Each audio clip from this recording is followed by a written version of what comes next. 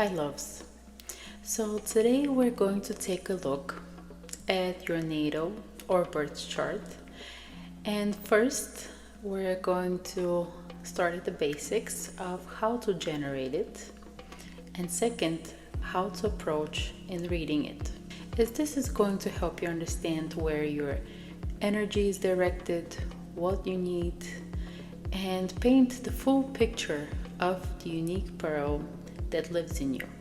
As you begin understanding your unique makeup or blueprint, you can start connecting to it and apply it in your life, giving you more acceptance and fulfillment of living as yourself and who you were truly born to be.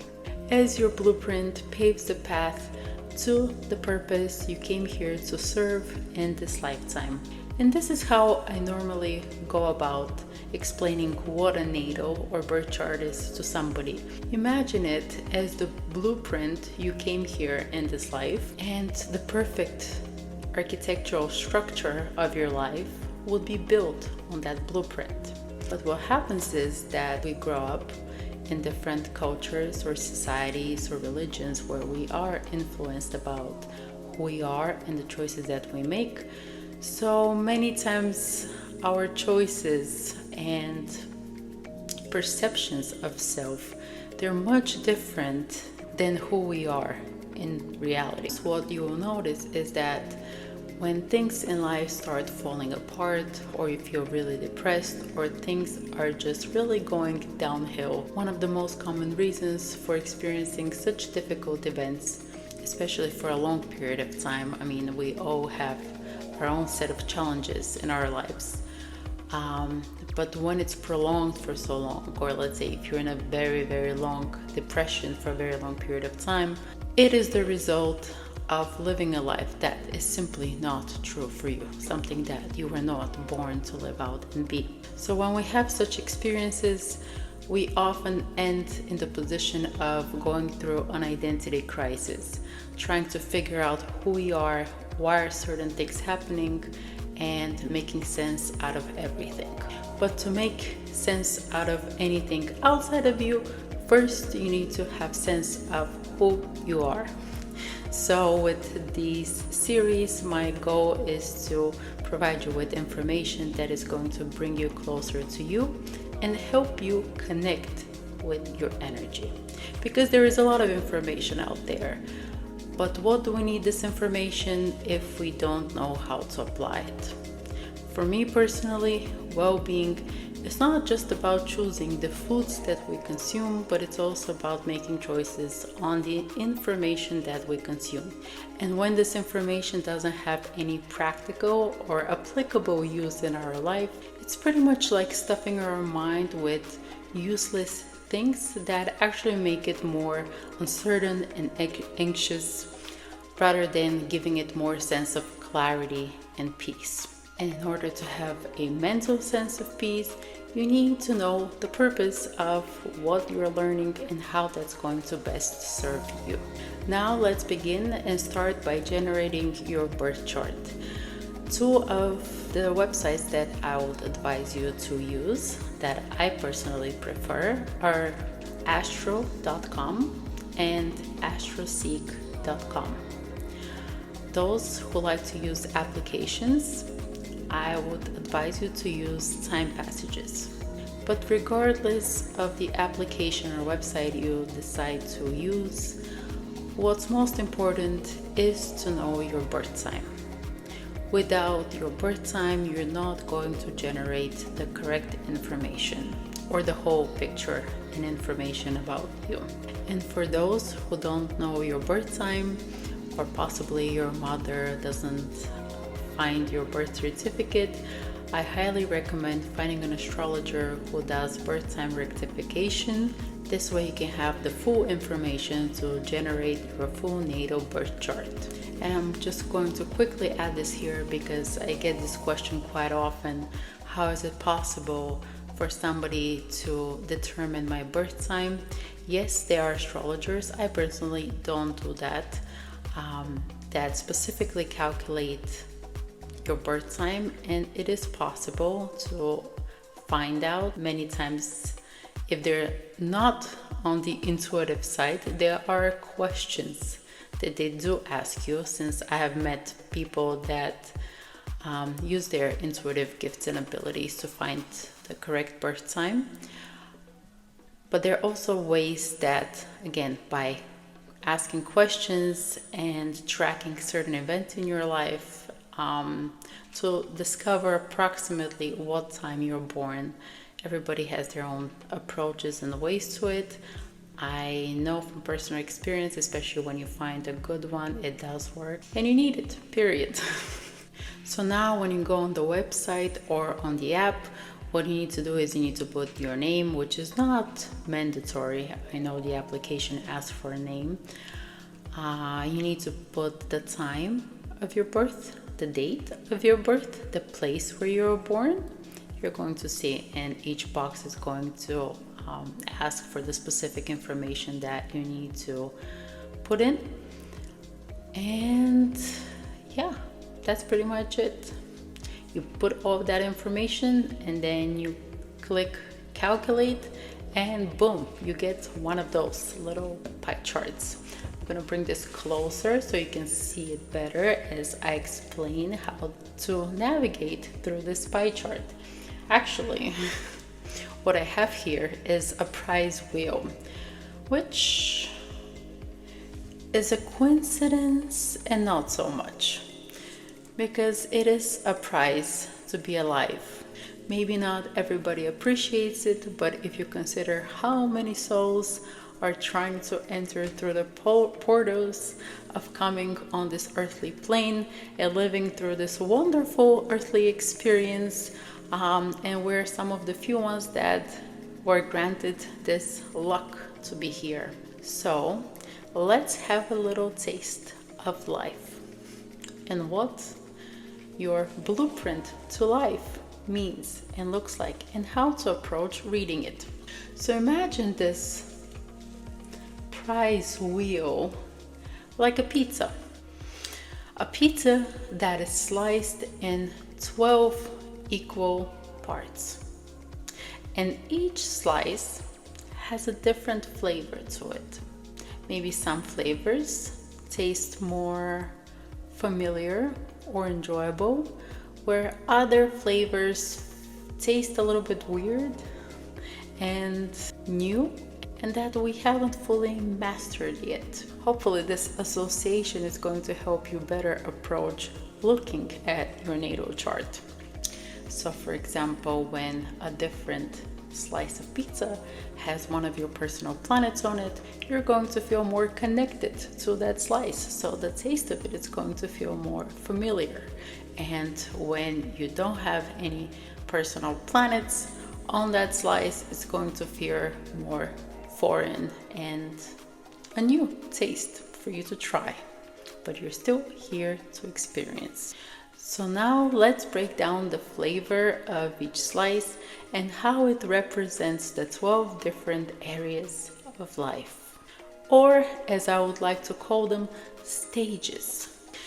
We play different roles on different stage of our life. Think of it this way: some roles tend to be more spicy, where others are more emotional, and maybe some are a little bit more sweet and soft, as it all depends on your own individual makeup. So now let's begin by first looking at your first house. So I just put a number to each slice, and on the chart that you generated, you're also going to see that's where your first house begins. There's the abbreviation of ASC, which stands for your ascendant. It's usually placed on the furthest left side of your life pie chart. So this right here, again, on the furthest left side is your first house. And I'm going to repeat some things just to make sure that you understand what you're looking at. I'm going to actually write it down for you. It's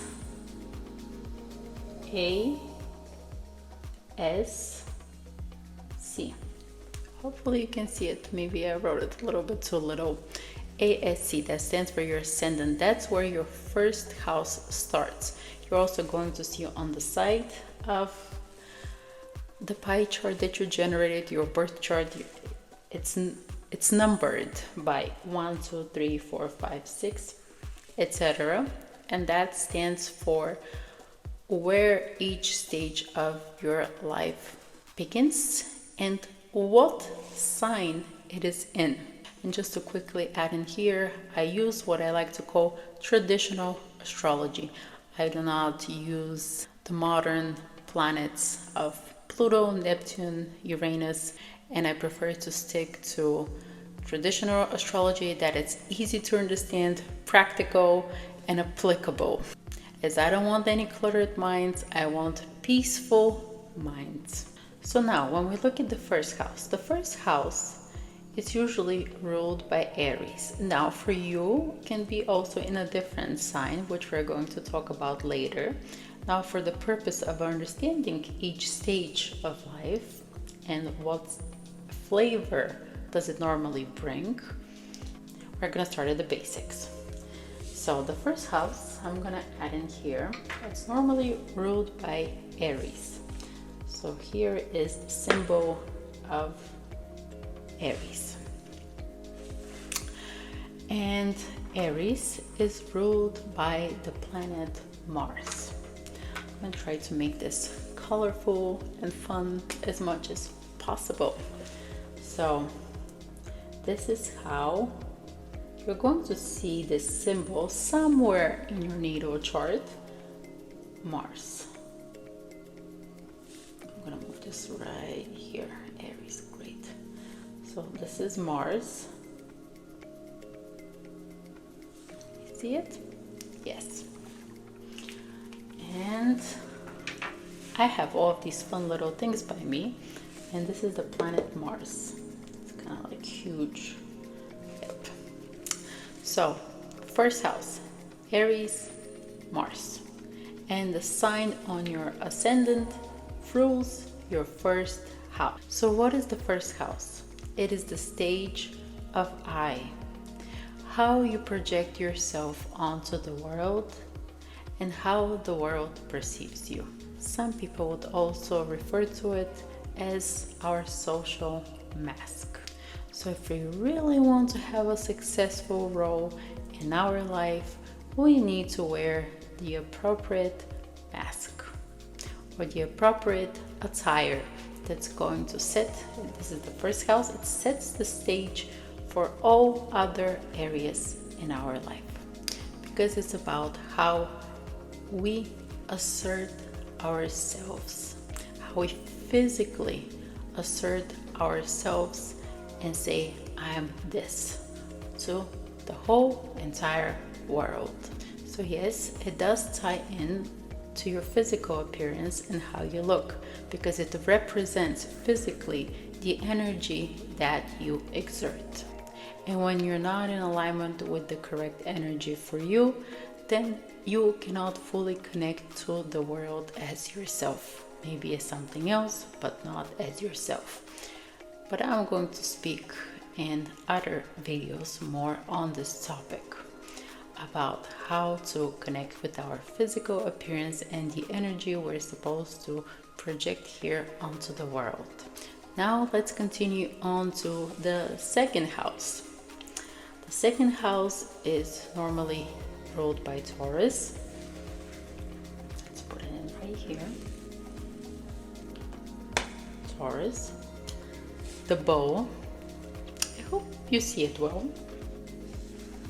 And Taurus is ruled by the planet Venus in retrograde motion. Why not just Venus?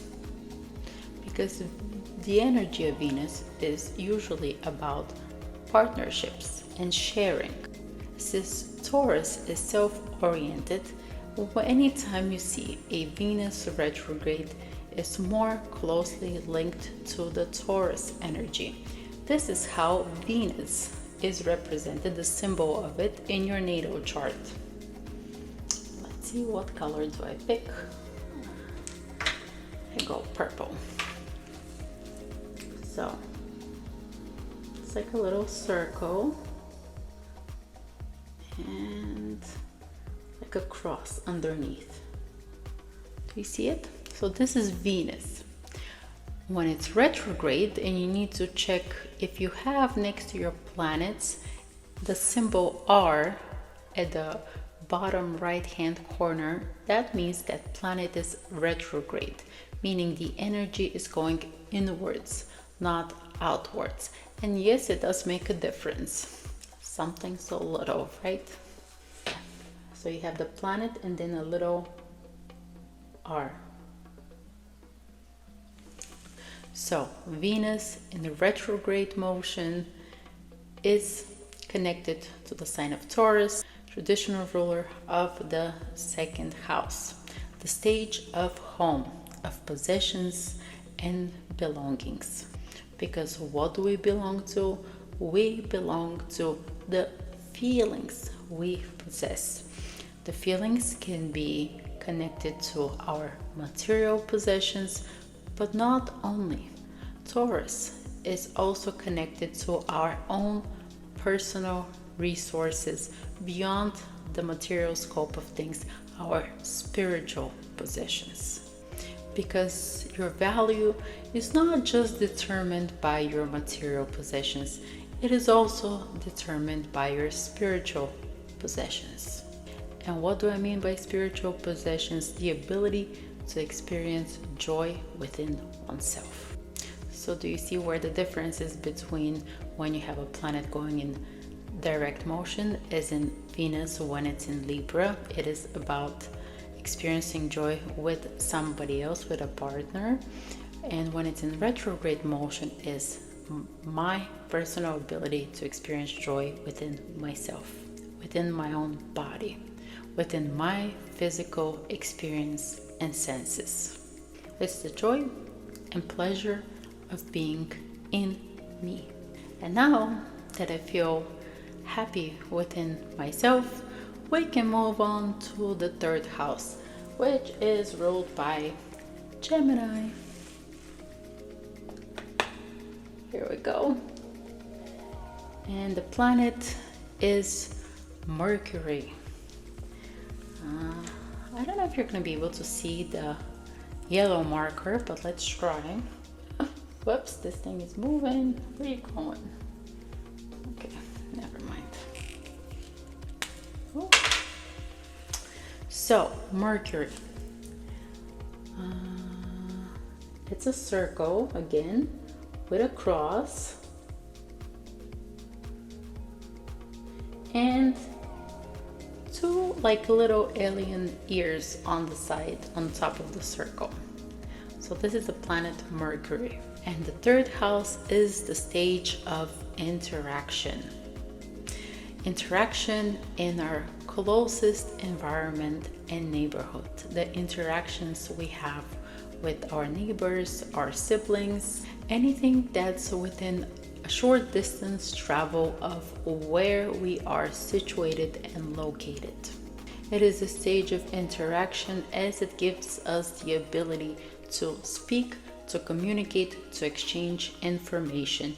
And by exchanging information, we learn. And as we learn, we also attain skills. Skills like writing, learning to speak more properly, also teaching what we have learned, that exchange of daily information. It's also connected to gossiping, yes, so gossip, as the interactions in our closest environment help us develop our mind and mental abilities. That's why this is also connected to our early childhood education. The basic skills we learn as children. Wait, I forgot to add the planet Mercury right here to Gemini. So I'm gonna put it right here. And now that we have learned a thing or two, we're gonna move into the fourth house. The house of our subconscious mind. I would normally like to look at the mind, or the way we feel and think and process emotions and information, since they are connected, the mind and the body, as having three parts. Conscious mind, something that we're consciously aware of, which is developed through what we learn through Mercury and Gemini. Then we have our subconscious mind, that's pretty much responsible for 95% of how we feel and think. So this is what we find in the fourth house. It's our subconscious mind. It is the information that we store, but we haven't consciously fully accessed, yet are emotionally influenced by. And now let's put Moon for Cancer. Moon in the natal chart is, you're going to see a little symbol of a crescent moon. This is your moon sign. I would say it's probably one of the most important placements in your birth chart.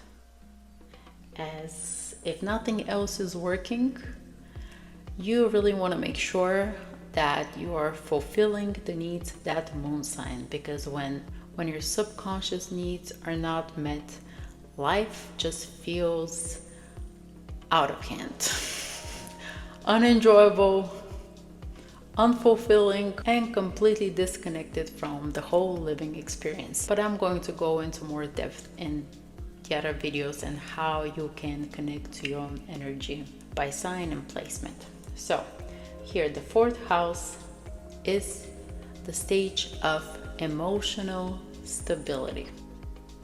Because when we don't have emotional stability, we have nothing. Because when we have emotional turmoil, then it affects our whole health and well-being. So to me, this is one of the most important houses and placements in our chart, but also in our life, and the area which we mostly need to focus on, as our health and well-being is dependent on that, on having our needs met. It is also the house connected to our mother and having a sense of our emotional needs being fulfilled. So you can imagine, when we're not fulfilled, how can we possibly fulfill anything else? In essence, we're a soul and a spirit, which we're going to go into next. And we're having this physical experience. So if we're not embodying and living from our soul and in spirit, our whole physical experience becomes like a living hell. So let's see what the fifth house is. The fifth house is the stage of play. This is the stage of play. It's ruled by the sign of Leo, and the planet is the sun. Well, it's not a planet. It's a star, a very bright star.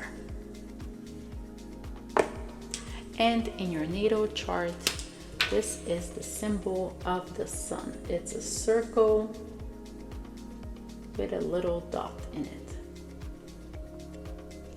So this is the stage of play, and where you let your spirit shine and come forth.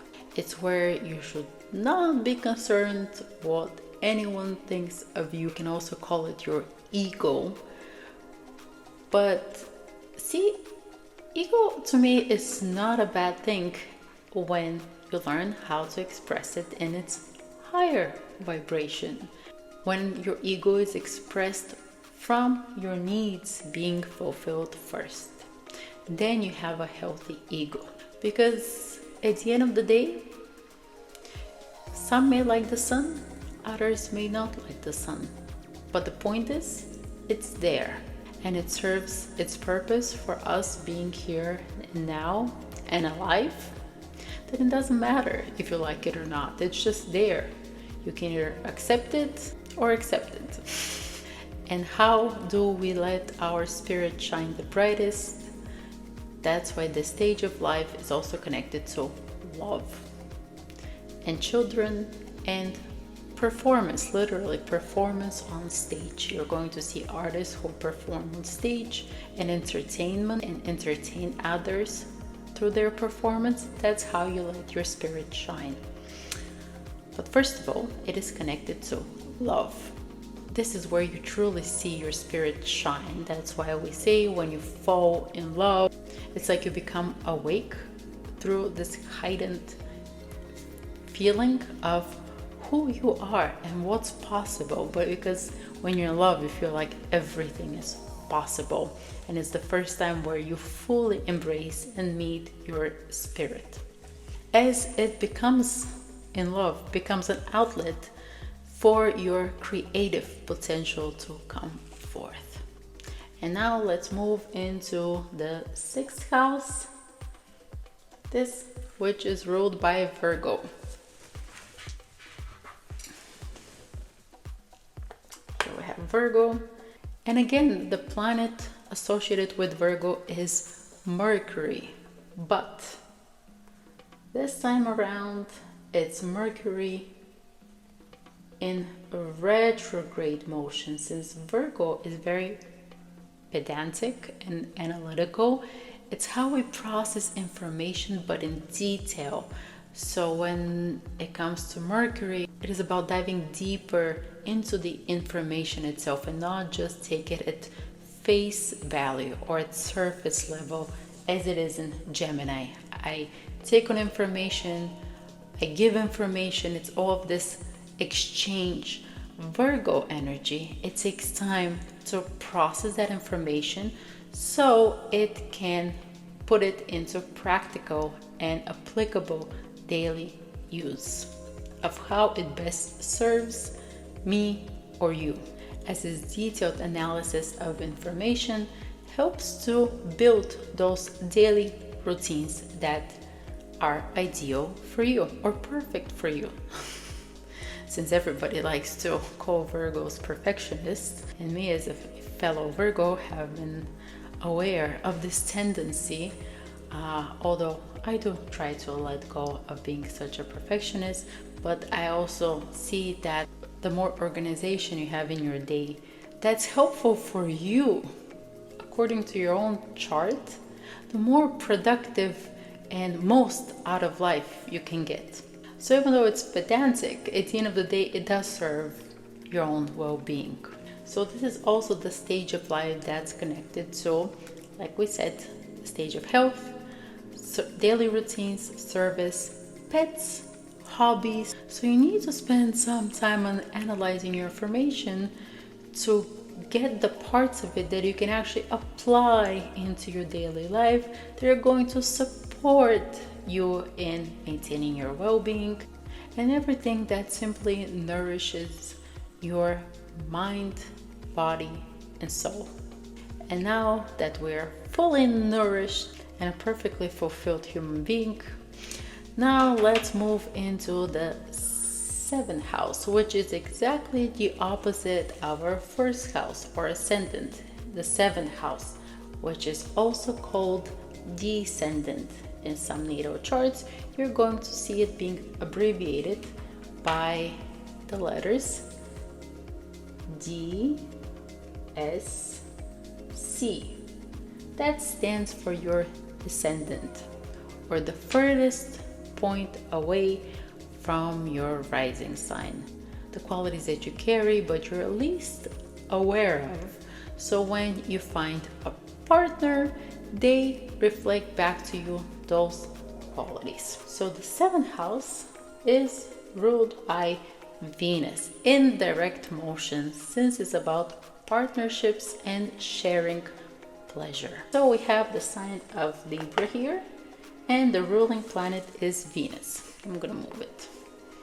So Venus right here. This is the stage of we, forming a one-on-one union with others. First, it speaks primarily to our romantic partnerships, but it also refers to what kind of business partnerships are ideal for us to experience on that stage. How do they look like?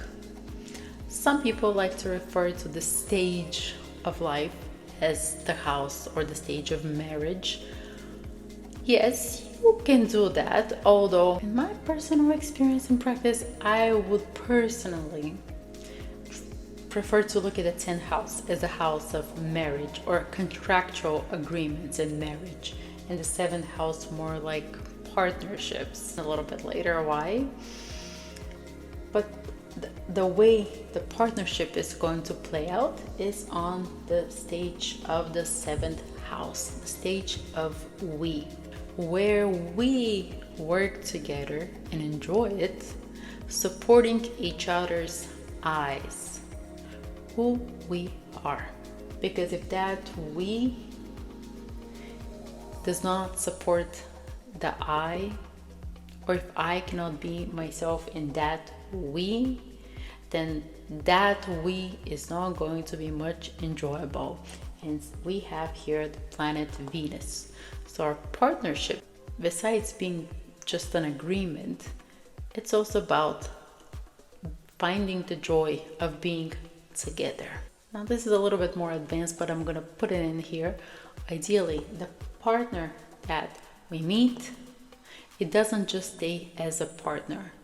We can bring them into the 4th house, into I. We meld back again into one, into I. As the whole meaning of forming partnerships is supporting us in such a way where we can function as one single unit. But that unit is going to be defined by the 4th house. This is a little bit more complex, so let's go back to the more basics. So now that we know this is the 7th house or the 7th stage of life and what it represents, now we're going to move into the 8th house. The 8th house is ruled by Scorpio. And the planet associated with Scorpio is Mars. Let's go. What happened now? Here we go. It's Mars in retrograde motion.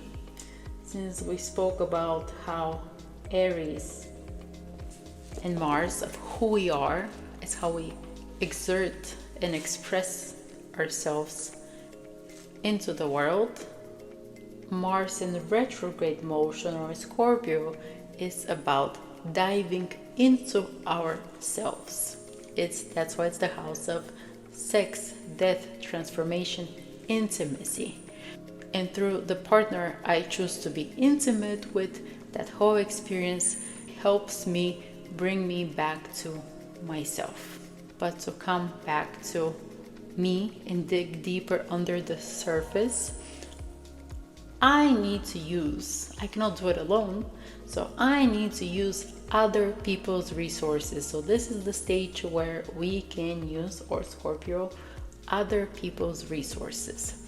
And other people's resources doesn't just come down to money, it's about knowledge, information, connections, etc. So by me having access to other people's resources, I can transform and I can create and build deeper intimacy. And as I build deeper intimacy, I derive to a deeper meaning and truth. But since it's an action oriented inwards, it does not deal with the material physical reality, it deals with the inwards world, which is the world of emotions, the occult, esoterics, something that cannot be felt, touched, smelled, heard. It is beyond the physical realm, and where ultimately the truth resides. Because this physical reality is the matrix that we live in, that is created to give us a whole sense that, we're born and we die, and there is a beginning and an end to our existence. Meanwhile, at our core, we are a soul and a spirit. So this physical experience or this physical body, we just borrow for this lifetime and then we give it away to Mother Earth, and we still continue our spiritual existence. So now, as we derive the truth of the 8th house, we go into the 9th house. The 9th house that is ruled by Sagittarius, and the planet is, the planet associated with that sign is Jupiter. Now we arrive at the stage of meaning. It's where we understand what's the purpose of life, and higher education is attained through having a defined purpose. Why would you need higher education if you don't have any direction or purpose? Again, you will just be accumulating information that you don't know what to do with. So now that we arrive at understanding the meaning of life, we actually have our own religious or philosophical beliefs that stand as the guiding principles to nourish our meaning, to support our meaning. And as we have a meaning, we can take risks. That's why this house is also associated with gambling, because to be able to take risks, we first need to have a meaning, to have a reason. Why shall I do it? If we don't have a meaning, we become more uncertain and fearful of attempting to take any risks. And part of that is traveling far away from where we are. This is also, for some, a way to take a risk, to expand beyond your known environment. So to gain this bigger perspective or outwardly view, we need to connect with other cultures and people from different beliefs, which contributes to our philosophical beliefs. And now we move into the 10th house. The 10th house is ruled by the goat, Capricorn. And the planet associated with Capricorn is Saturn. Here is Saturn. Ooh, you little fatty. Move it. Can't fit both of you together. You need like half a pizza each. Well, they do. So the 10th house I like to call the stage of respect. As prior to building your reputation or status in the world, you first need to respect yourself. As any successful career or outwardly achievements are built on the degree and the basis of self-respect you carry. Because imagine if you don't know or what to respect yourself for and have guiding principles that sustain your self-respect, then how do you want to achieve status in this life? So that's why I also like to refer to the 10th house as the house of marriage, because only when one is able to respect themselves, then they're able to respect another person. And this is where also boundaries come into place. I respect myself for who I am and what I contribute, so I create boundaries that sustain that. But only when one is capable of doing so, then they're able to enter into a contractual marriage where this goes both ways. I would say this is a very mature form of a marriage, which it should be. But aside from marriage, even building your reputation or any status, even in your field of work or career that you build, in order for you to be respected for what you contribute, you first need to be able to respect yourself for that. So it's a journey to get to this point. And I miss here for Jupiter, the symbol for Jupiter is, you're gonna see this in your chart, I'm sorry, I missed it. It's like this. finding our meaning brings outwardly happiness. And now for the Saturn, before I move on to the 11th house. And now for the Saturn symbol, it is like this. See it? Hopefully you see it. If not, just let me know and I'll explain it, but you can Google it so you can see what's the symbol of Saturn. But here in Capricorn, it's in retrograde motion, going inwards. This is why I say respect yourself first, creating a sense of personal mastery and boundaries and understanding before you can build that status and achievements and accomplish your goals. So that's why it's retrograde. It's starting from the inside first, and then it's translated on the outside or onto the collective. And now we're moving on to the 11th house, which is ruled by Aquarius. Also, the planet is Saturn. I'm just gonna put it like right in the middle, right here, by Saturn. And the symbol is the same, but it's in direct motion. Now we have Saturn in direct motion. So hence this is the stage of gains of your goals and your dreams, as you're able to respect yourself and know what to respect yourself for. Your gains come from unapologetically being firm in your individuality. It's only one individual who can respect himself and is comfortable in who they are. Doesn't matter if they're weird or crazy or odd or eccentric to some. Only by being their authentic self, they can best serve humanity. Now you serve from a place of truth and authenticity.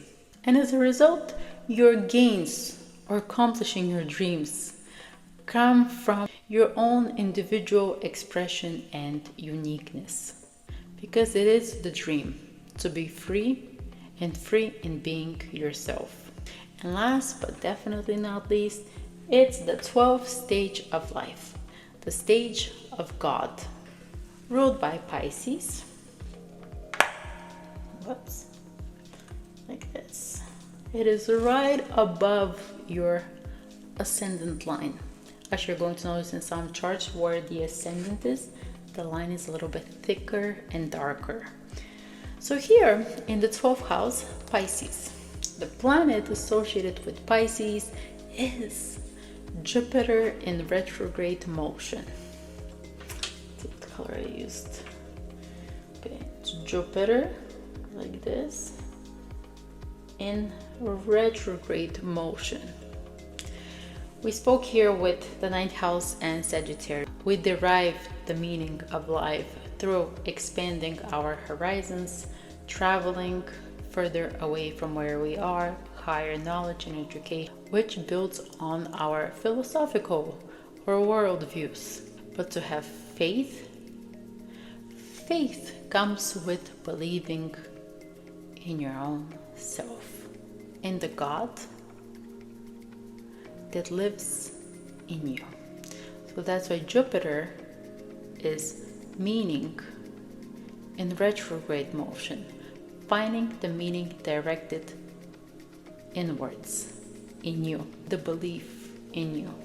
Because when you internally do not believe that something is possible, it's because you do not believe in yourself. And the more you nourish that spiritual connection and believe in yourself, the more belief you can bring into the world and other people's lives. So for those who have Jupiter retrograde, it's really important for you to find and discover the meaning in you, which, since this is the stage of God, it is connected to spirituality.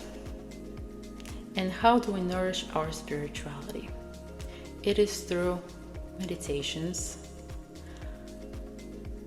isolations, choosing secluded places, and choosing practices which help us nourish and be and stay and feel our own inner experience. Another way you can access this realm is through art. So for example, it's not art where you put out on a big stage for everybody to see and applaud. It's about experiencing your world and process and emotions, since it connects you to the unconscious. This is the third part of the mind that I like to connect to Pisces. It's our collective unconscious. And since there is so much pain and suffering in the whole collective unconscious, and the more you spread out all of your time within the collective, you pick up from that energy, and it might be more difficult to separate it from who you truly are and what you truly believe within yourself. So the best way you can access this energy is when you go in your own world, away from the collective, and you can access the unconscious that lives in you to get to the subconscious. But let's not make this very complicated.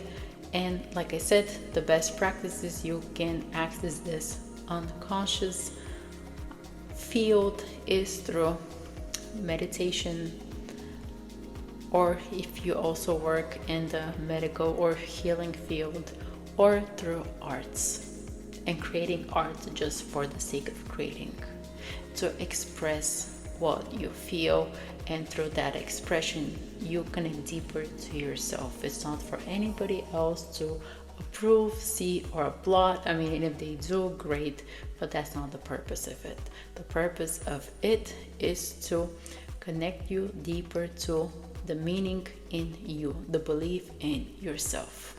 But to believe in yourself, you do need to invest the time in solitude to learn and be in touch and spend and nourish the time with you. And throughout that experience, you realize that life is more than just what you see on the surface level. It's more than just this physical material experience.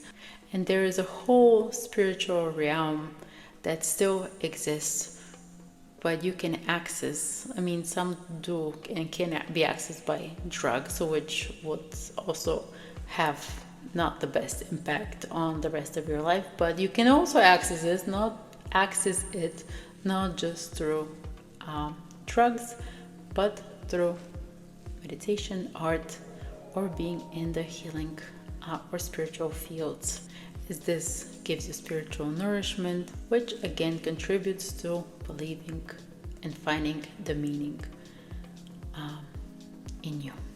So now when you look at your own natal chart, you will see that not everybody's planets and signs will be positioned like this. For example, somebody could have an ascendant in Libra. So, and then their descendant will be, your 7th house will be in Aries. So let's say if your first house, how to look at your own natal chart, just to give you an example. If your ascendant or first house is in Libra, that means the way you express yourself or the way you exert yourself is in a very diplomatic way. And you best exert yourself when you are in partnerships or when you communicate one-to-one with somebody. And the way you express yourself is very refined and beautiful. But this is how you can look at your first house. The way I exert myself comes through which energy. Look at the sign. As I said before, I'm going to do more videos that I go into more details, but just as an orientation how you can approach reading your own personal natal chart. Or just to give you another example, let's say you have your planet Mars not in the first house. Let's say you have it in the 5th house. It could be also under a different sign. It might not be Leo, it might be, let's say, Taurus. So what that means is that your drive, the way you exert energy, where your energy is directed, is towards Fifth house theme: love, romance, creativity, children, play, to have fun. So this is where your energy is directed in this stage of life. And as you start putting all of the pieces of this puzzle together and coming to understand what role you play on each different stage of your life, you can begin realizing how much you're truly living to who you are and your potential. And if not, you start understanding where you are not being yourself, which then also explains if you're feeling unfulfilled or empty in certain part of your life. The most important thing is to be transparent with yourself first and foremost. It's only with self-transparency and being accepting and fully aware of where you stand and where you need to be or where you need to go in what direction, you can start implementing changes. Because implementing those changes only is possible when you connect to the energy that you carry, because it helps you discover the possibilities in your own life, but also approach the difficulties with more awareness and peace of mind. And as you eliminate the drama of uncertainty and lack of clarity, you can start building more acceptance within you, who you are, but also the world around you, ultimately supporting your growth and path in life with cultivating and living from a place of peace within. Thank you, and I'll see you in the next video. Bye.